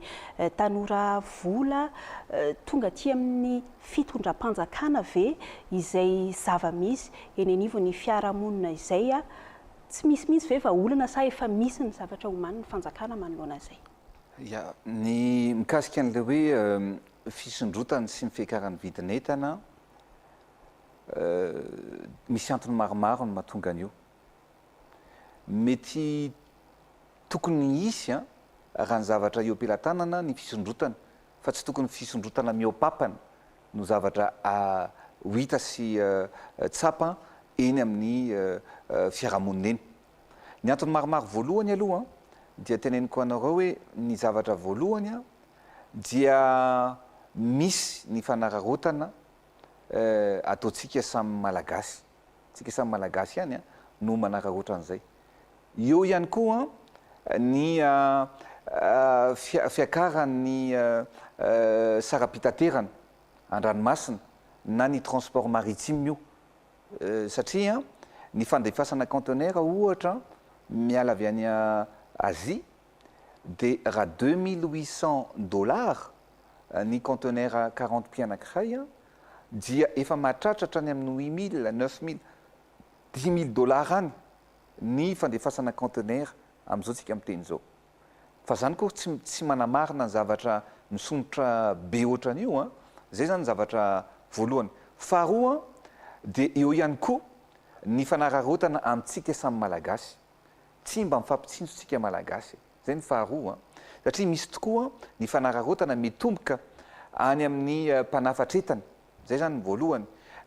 Tonga eo amin'ny mpambogady ka hatrany amin'ny mpitsinjara ary anisan'izany koa ireo mpanelanelana manararotra daholo zany olona rehetrarehetra izay andalovan'ny vidin'entana rehetrarehetra zany. Ary mampalahelo mihitsy ny fotom-pisainana izay tsy mitsinjo ny hafa indrindra amin'izao fotoana efa sarotra iainantsika sy ny vokatry ny voka-dratsy ateraky ny valanaretina Covid-19 zao. Fa fahatelo dia ty ihany koa. Ary ty no andraikitry ny fitondram-panjakana. Ty lazaiko aminareo ty zavatra roa ny teneniko teo fa ny zavatra fahatelo dia ankoatran'izany zavatra rehetrarehetra zany dia misy ny tsy fandraisana andraikitra ireo tompona andraikitra isa-tsokajiny eo amin'ny fanaraha-maso ny vidin'entana. Any ka samy manao ny daniny kibony rehetra zany ao anatin'ilay izy. Ny fitondram-panjakana ny ohatran'ny arbitre. Ka raha anao baolina ianao zany ka asainao lasa ady tontondro ny eny akanja, inona ny anjaran'ny arbitre tokony tsika siffler dia oka aloha tsy mety fa zao ny zavatra zao ny fitsipika tokony ho apetraka eto amin'ity resaka vidin'entana ity. Miainga hatrany amin'ny ministra tompona andraikitra io zany. Ireo tale rehetra, ny agent contrôleur, ary tokony manana anjara andraikitra an'izany koa ny gouverneur aparitra. Fa tsy jery fotsiny zavatra misy ny tale-paritra dia manana andraikitra avokoa amin'ny fanaraha-maso mba tsy isian'ny fanararotana izay misy fiatraikany ratsy eo anivon'ny fiainana andavanandro ny mponina malagasy tsirairay avy. Andriamatoa Filoha, voalazanao teo ny antony mety hahatonga an'izay fiakaran'ny vidin'entana tato ato izay. Ataoko hoe very fanambola velona ihany ny vahoaka malagasy Andriamatoa Filoha satria raha voaresaka tato ato ohatra ny vidin'ny arina fandrehatra ny vidin'ny charbon any amin'ny $10,000 hatrany amin'ny $9,000 ny gony lehibe amin'izao fotoana izao raha vidina tany amin'ny 175 000 francs zany mbola herinandro vitsy lasa izay tsy resaka fa tsy ny menaka koa Andriamatoa Filoha amin'izao fotoana izao tafakatra hatrany amin'ny 7,000, $1,000, $2,000 sy $1,000 ny vidina menaka. Ireo entana hafa tsy resahana intsony matériaux de construction midangana dia midangana ihany koa andriamatoa filohampirenena ny fret ny resahanao teo a x4 x5 amin'izao fotoana izao midika ve zany hoe mbola hidangana kokoa ny vidim-piainana ka tokony efa iomana ifekibo ny malagasy aorinan'izay fanazavana nentinao zay satria eo ny fanararotana eo ny fiakaran'ny fret eo ihany koa ny fanjakana zay tsy manao ny asany araka ny voalaza teo ny filohampirenena lasa mitaraina hoe tsy manao ny asany ny olona fehezina eo ambanin'ny fiahina amin'le tokony hanaovana fanaraha-maso andriamatoa filohampirenena miverina amin'le teniko teo ihany hoe filohampirenena ny lasa ohatrany hoe mitaraina hoe misy tsy manao ny asany ny olona eo ambany fifehezany ia tsy mitaraina i Abraham Razafy a tsy mitaraina fa constat tsy mitovy zany constat ny anano zavatra tsapako ary zany zavatra misy zany a dia constat hitan'ny voaka malagasy iray manontolo zay indrindra no lazaiko eto aminao zany hoe misy vahaolana io ary anjara ny fitondram-panjakana no maka ny andraikitra zay vahaolana tokony hoentina amana an'izao olana zao ny anjaranay ne rehefa misy ny olana dia mamany olana fa ny zavatra nyteneniko anao teo mifanararotana ihany koa dia misy aka ohatra anankiray aminao a zao tany Fort Dauphin 35 000 ariary ny sakana ciment any Fort Dauphin zay zany ny calcul vita ary zay ny vidina inona moa izy teo ny sakana ciment anankiray olona ray ny importateur na ciment teo fa nilaza izy fa mbola tsy tonga ny ciment rehefa ny présidence nandefa olona tany satria menimenina ny olona misy fododrafitrasa be deaibe mandeha any hoe fa maninona ny tsisy ciment dia nijerevana le izy a nijerevana ny tany amin'ny port hoe misy olona manana ciment be deaibe tonga eto Fort Dauphin jerevana ny ciment zany a dia navoakana fa ozy izy le olona mpivarotra hoe efa nisy olona hafa mividy dia namidiny 47 000 ariary mividina ciment sakaray mbola tsisy vidina sakana ciment ohatran'izany tany Fort Dauphin na dia miakatra ary mifrety raha 35 000 ariary tokony mba hoe mety hoe 1036 37 000 ariary fa tsy 47 000 ariary ny sakana ciment anankiray ny tiako lazaina aminao a dia tsotra misy ny olona manararoatra eto amintsika ary toromarika no meko tokony ho faizina sy giazana ny entana reny olona rehetrarehetra reny satria tsy ekena ny fanararotana amintsika samy malagasy ray zay ohatra ray lazaiko aminao zay a zay zavatra anankiray zay faharoa dia misy ihany koa satria ny olona mivarotra ane raha tsisy mifanaraha-maso na eny amin'ny épicerie io raha tsy feheziny mpitondra aza hoe tiany nafaranao ny entana tiany tokony ataonao vidiny entana dia samy manao ny daniny kibona ane ny olona rehetrarehetra ao anatin'izany zavatra rehetrarehetra any ka zay no eto moa ameny toromarika ny ministère sy ny tompona andraikitra rehetra voatanisako teo ao anatin'ny 3 andro tsy maintsy mitondra vahaolana ametraka hoe zao ny tokony vidin'ny entana tokony ho atao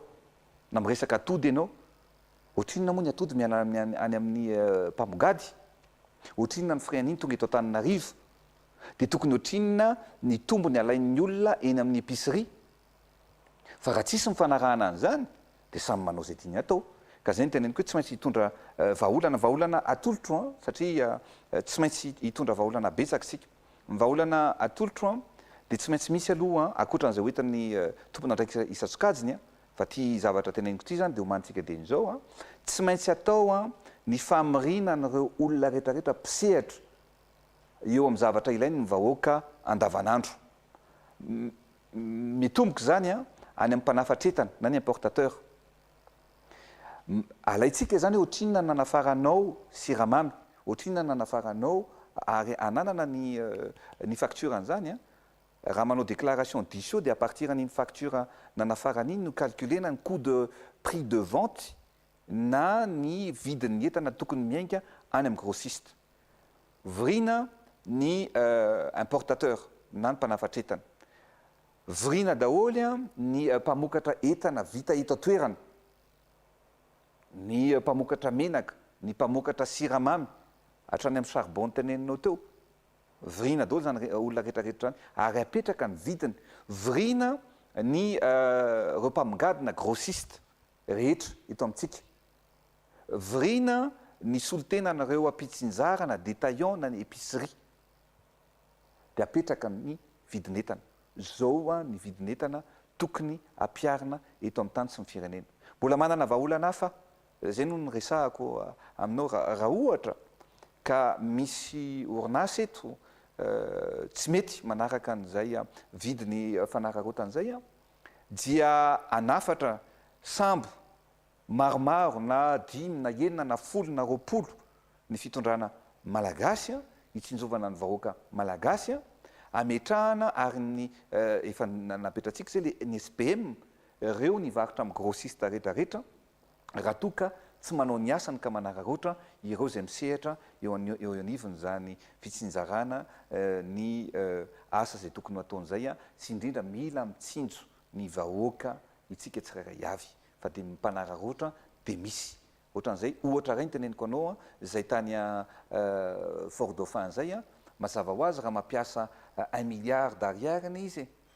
dia raha tsy fezin'ny fanjakana hoe bénéficenao amin'io 100 millions d'ariary fa raha miray tsikombakomba ny tale miray tsikombakomba hatrany ambony any dia lasa ny vahoaka malagasy no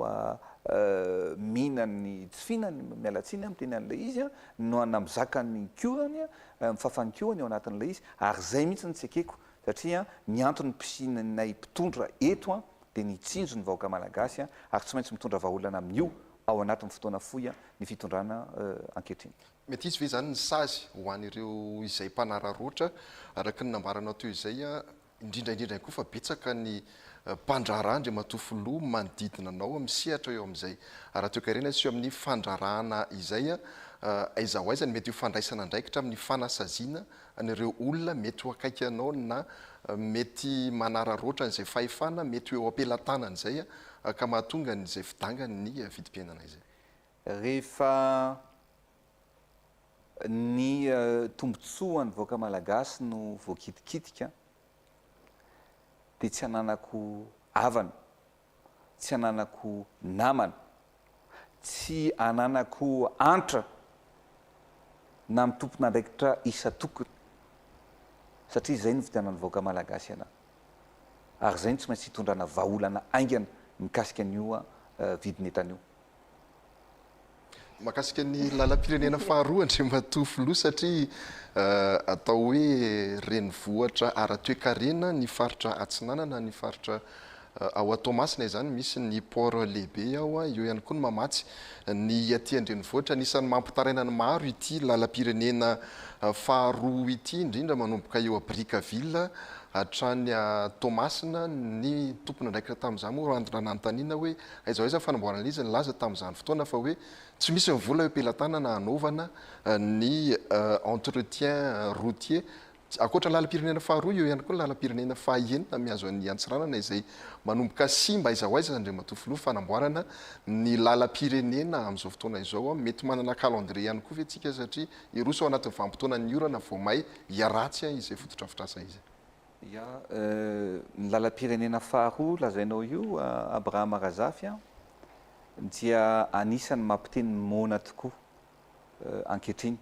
ary mahazo tatitra mahazo sary mahazo fitarainana amin'ny olona be deaibe ary misy ary moa olona miteny anao hoe mba havy ianao monsieur le président mialatsiny fa tsy afaka ataonay maneraka filoha fa mba havy ianao mba mandehana dia mba jerevo ny lalam-pirenena faharoa ary fantatro mihitsy fa simba tanteraka io lalam-pirenena faharoa io ankehitriny mampikaikaiky ny rehetra ny fahasimbany io lalan'io ary raha toka natao adiny enina ny manao Antananarivo Toamasina teo aloha dia adiny 10 izy ankehitriny za zany dia efa miteny ary efa niraisinay tao anatin'ny filakevitry minisitra fa lahara-pamehana ny fanamboarana an'io lalam-pirenena faharoa io efa nazava ny toromarika ny meko an'ireo tompona ndraikitra isasokajiny amin'ny anatotosana ny asa fanamboarana an'io lalam-pirenena faharoa tsy misy atakandro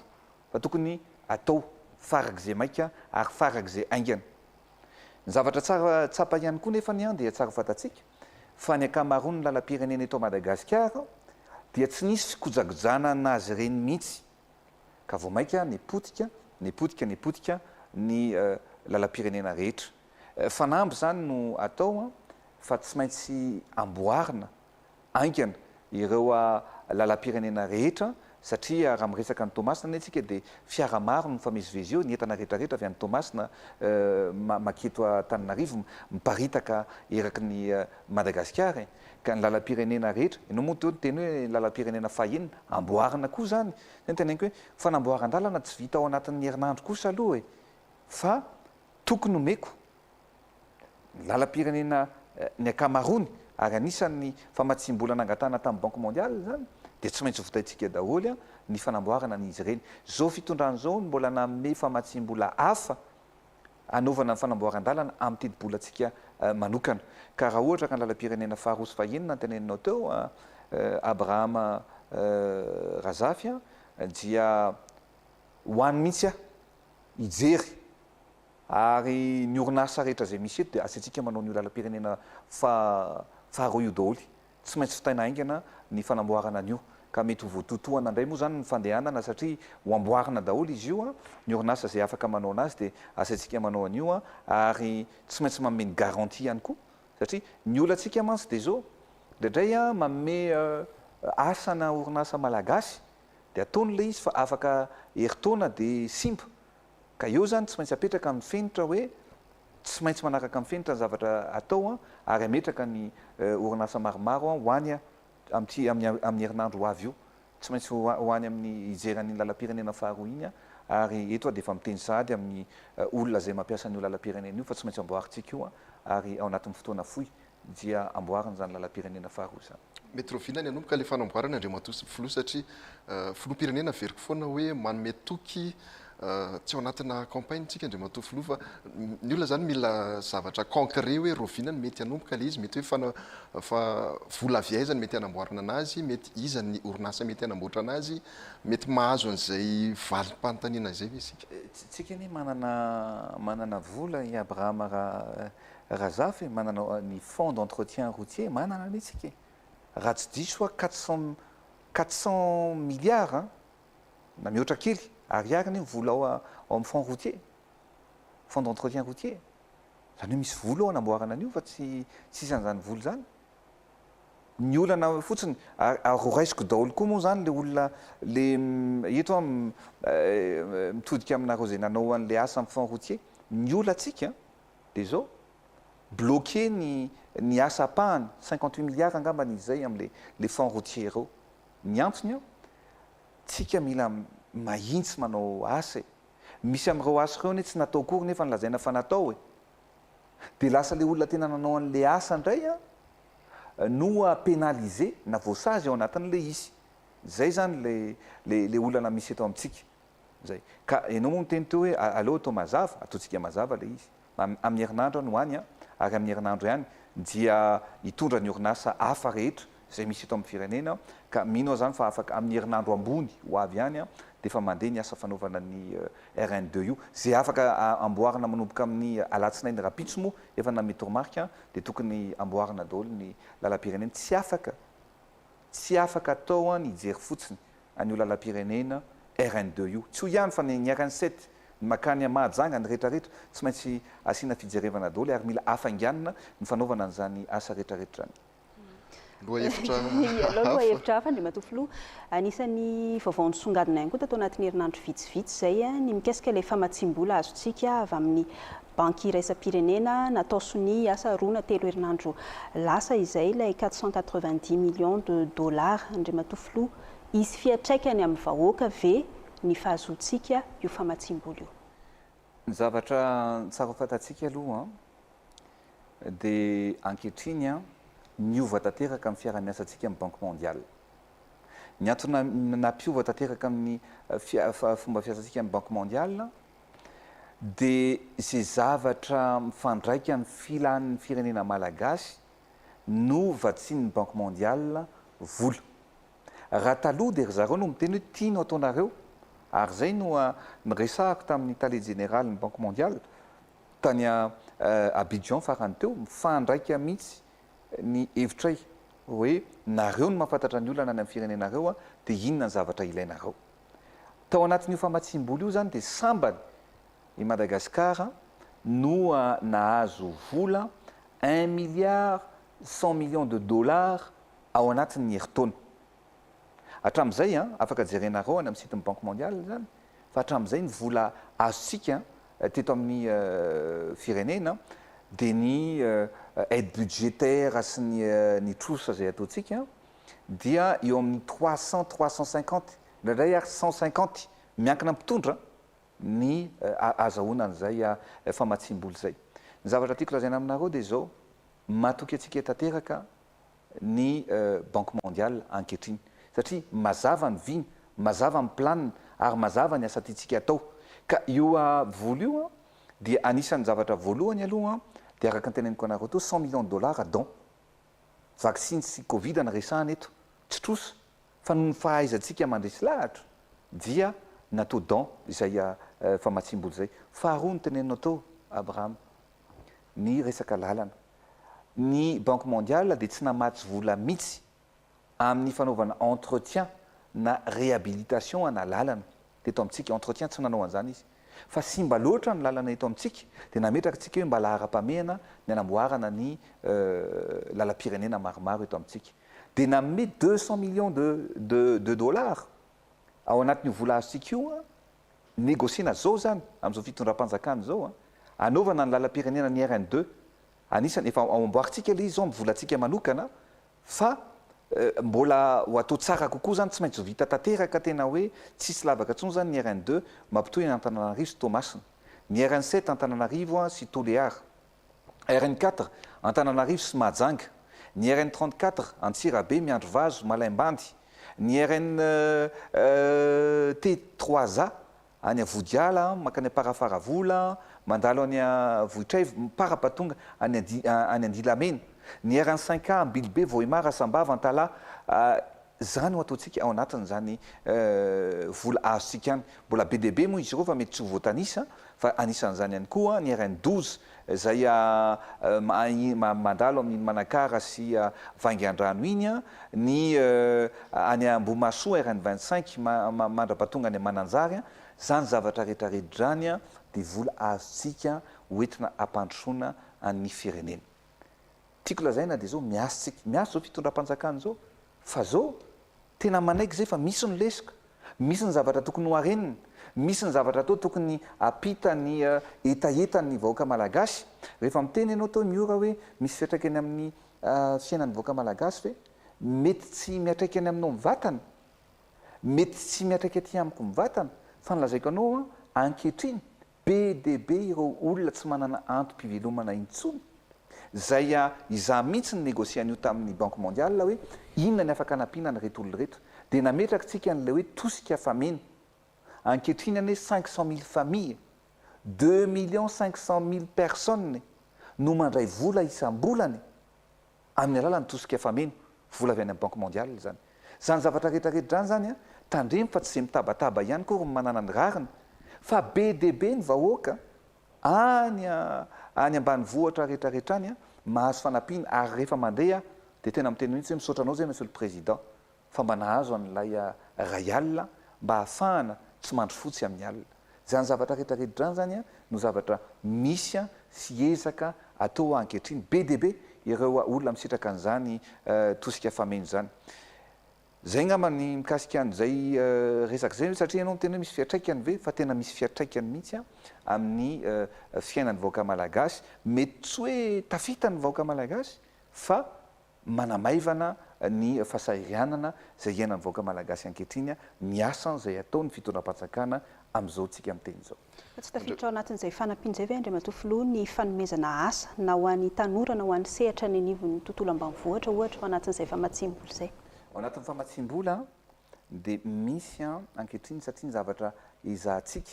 dia hoe mba aleotena ny tanora, mba afaka hiasa ny tanora. Ao anatin'izay dia nametraka tsika ny fanomezana tany ohatra sy fiofanana ho an'ny tanora le projet hoe titre vert. Mandra-pahatonga ny 2023 dia misy olona 22 000 eo ny ankizy ahazo an'izany titre vert zany. Zany hoe fitondrana zany dia manome tany, manamboatra trano, manao ny asa fanajariana ny tany, manome fiofanana, manome masomboly ary manohana amin'ny fidedavana lalam-barotra. Zay ny ataontsika be dia be ny olona voasarika io ary mahazo an'io zany ankehitriny. Fa ao anatin'izay ihany ny zavatra apetraka dia ataontsika zany reo tanoreo mba ahoana ny ahafahany mampitombo ny vola sy ny mampiakatra mampisondrotra ny fari-piainany. Dia nanao tetikasa zany tsika ankehitriny nanafatra omby vavy be ronono zay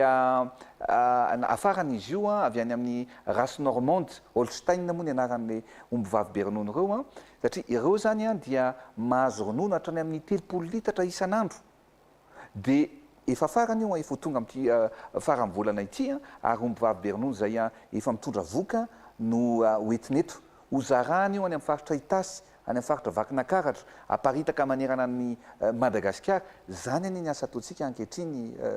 Miora sy Abraham. Betsaka any ny asa ataontsika ankehitriny. Fa tsika moa sendra nyty inona moa izy teo zavatra tena sarotra dia sarotra mena fotoan-tsarotra ny firenena ankehitriny fa na zany azany dia tsy kivy fa tsy maintsy mijorontsika ary indrindra manampy ny tanora malagasy mba hiaro amin'ny fiainana, mba hoavitra ary indrindra moa zany mba ahafahan'izy ireo manana antom-pivelomana madio sy mba hampiny ny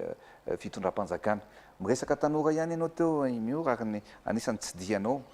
le hoe le vente en ligne. Alohan'ny resantsika izao dia niantso mihitsy amin'ny DG ny impôt hoe mba hazavao kely amiko inona marina ny tianareo atongavana amin'ity resaka vente en ligne ity. Ary nanome toromarika azy hoe monsieur le DG, tsika zao dia efa mivoatra ny teknôlôjia. Teknôlôjia zany na ny billet d'avion ary dia amin'ny alalan'ny internet no anaovana réservation. Réservation ny hôtel efa alala amin'ny internet. Ka ahoana moa ny anakanana ny tanora zay hivarotra akanjo, hivarotra telefôna, hivarotra fitaovana maro isan-karazany ho ferana. Ka za toromarika nomeko any DG, aleo alalaka, aleo ny tanora malagasy hiasa, nefa tsisy asa rehefa tsy vidina kanefa misy asa indray ve no ferana. Zany zavatra zany dia tsy ekeko mihitsy. Ka eto dia mitodika amin'ny tanora malagasy rehetrarehetra zay mampiasa ny tambajora serasera hoentina ampalalana ny asan'izy ireo, hoentina hivarotana ny akanjo, ny finday sy ny zavatra rehetrarehetra. Afaka manao an'izany nareo ary manoa anareo amin'izany ny tena koa mba ahafahanareo miroborobo amin'ny sehatra asa zay ataonareo ankehitriny. Andriamatoa anisan'ny voaresaka ao teo ny fifandraisan'ny Madagasikara amin'ireo mpiara-miombonantoka ny PTF, ny banky iraisam-pirenena ny voaresaka ao teo hoe miova ny fifandraisan'ny Madagasikara amin'ny banky iraisam-pirenena manomboka izao. Mampatsiahy kely fotsiny Andriamatoa fa anisan'ny voalazanao tano anatin'ireny fampelezan-kevitra ireny hoe raha mbola hiankina amin'ny banky iraisam-pirenena isika dia tsy androso mihitsy na ao anatina 10 taona na 20 taona na 30 taona. Andriamatoa mahakasika an'izay fifandraisana amin'ny banky iraisam-pirenena izay hatrany, raha ny fanazavan'ny teknisianina dia ny voateraka amin'izao fotoana izao dia mandoa 70 ariary isan'andro hatramin'ny 30 taonany amin'ny fandoavana ny trosa nataontsika mpitondra ny fanesy hatramin'izay 30 taona izay mandoa 70 ariary isaky ny ankizy voateraka ao anatin'izay fibabena ny trosa izay. Ny tiako eviana Andriamatoa mahakasika ny satria mandalo eny anivo ny anteny miram-pirenena ihany koa ny avy anivon'ny parlemanta mahakasika ny fonds souverain. Fantatra fa tsy dia mazoto loatra no ilazako anazy anga amin'izay resaka fonds souverain izay ny partenaire technique et financier ho antsika eto Madagasikara ihany koa dia raha kinambarako teo dia mibaby an'izay trosa izay. Ny firenena anisan'ny mampiasa sy manana an'izany hoe fonds souverain izay dia manana ambombava. Madagasikara nefa mbola ao anatin'izay firenena mitrosa izay. Andriamatoa afaka hitondranao fanazavana fohy ve mahakasika n'ity fonds souverain ity hoe aiza ny orinasa mpanjakana amatsy an'ilay fonds souverain satria ny orinasa mpanjakana rehetra zao mba tsy ilazanao efa mandady any amin'ny tsy efa ho bankrompotra efa ho fahity ny ankamaroany sahirana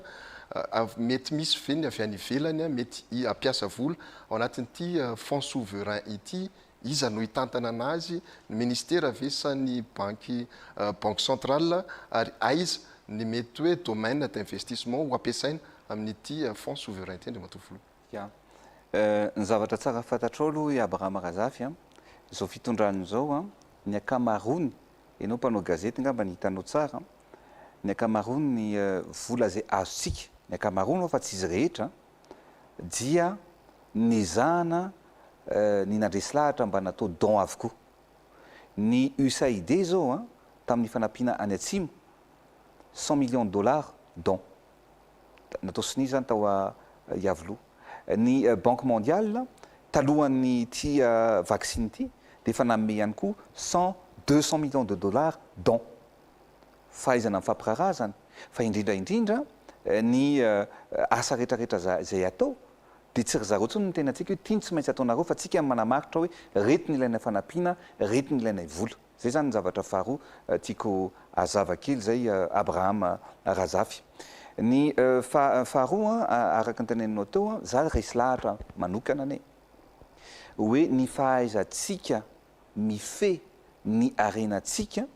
zay ihany no ahafahantsika mampandroso an'ity firenena ity tsy ankin-dolava amin'ny mpamatsy vola tsy miteny hoe tsy ilaina mpamatsy vola fanifaniritsika ane ohatra ny fangatantsika fahaleovateny dia mba aleo tena ny firenena malagasy fa tsy ankin-dotsony ary afaka atao zay ny zavatra tiako lazaina aminao roa taona stapany ane nitondrako zao Abraham Razafy ny zavatra tiatsika nefa dia ny anatratra ny fahatarana goavana napetraka teto amin'ity firenena ity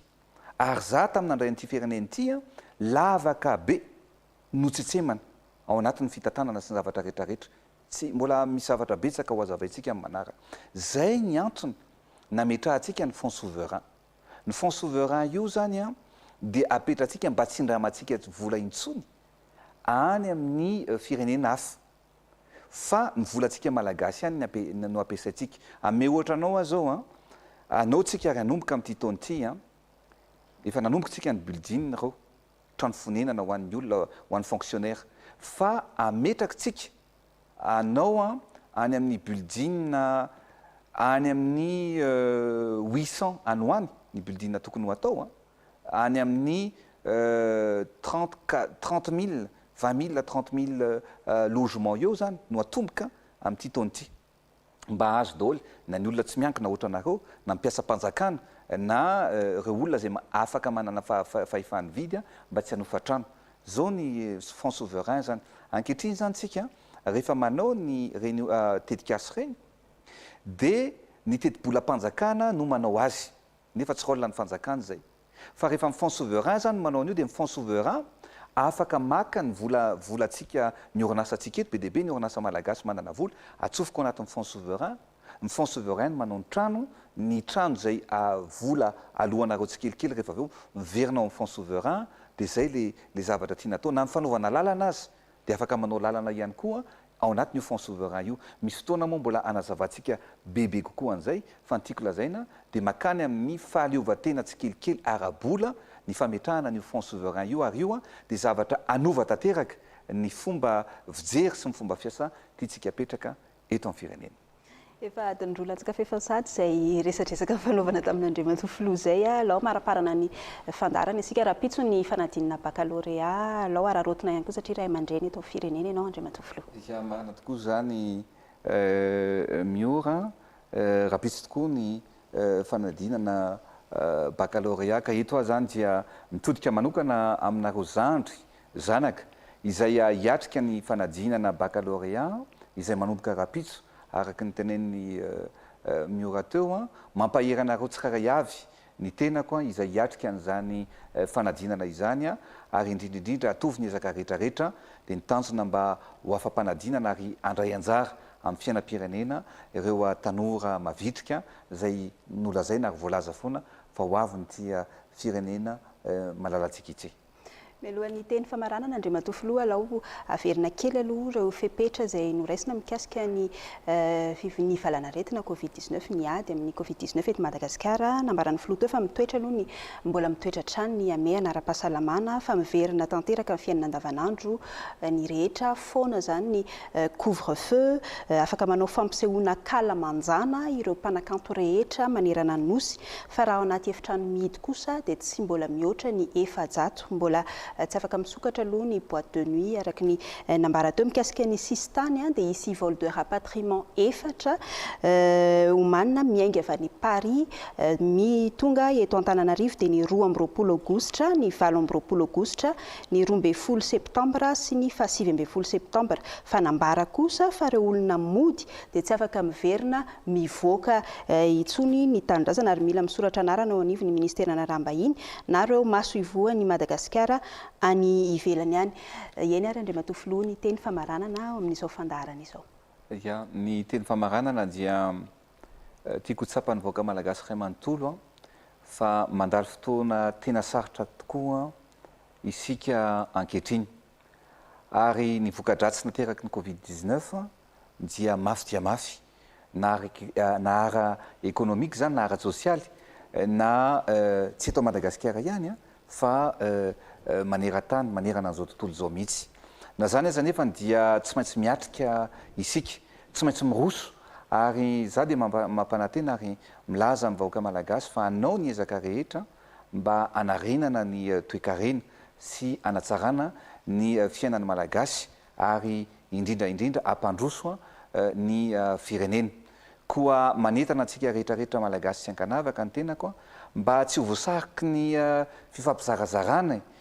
mba sy ny fanakorotanana ihany koa sy izay tetika rehetra efa napetraka teto hatramin'izay ka voamaika mampiletika an'ity firenena ity tsy manana tombontsoa nisy ny korotana intsony isika tsy manana tombontsoa amin'izany na iza fa dia ny zavatra tokony mapetraka dia mifiraisakina mifiraisa-tsaina ary za dia mametraka hatrany fa vonona hiara-iasa amin'ireo olona tsara sitrapo vonona hiara-iasa ary manomboka zao dia apetratsika mazava ireo toerana ilaina tompon'andraikitra ambony rehetrarehetra mba tsy isiny kitranatrano intsony. Mila miara mientana antsika rehetrarehetra, mila miray fo, mila miray saina ary mila miara mandroso mba hanavitra an'ity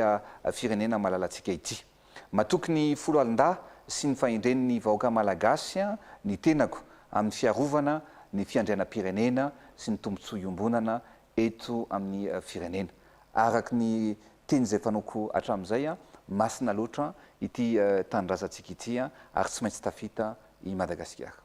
Mankasitraka anao Andriamatoa Filoha, mankasitraka ihany koa Abraham Razafy tamin'ity alina ity isaorana ihany koa ireo teknisianina rehetra ao ambadika ao izay napita mivantana taminao ity fandaharana ny aingavy ety amin'ny lapam-panjakana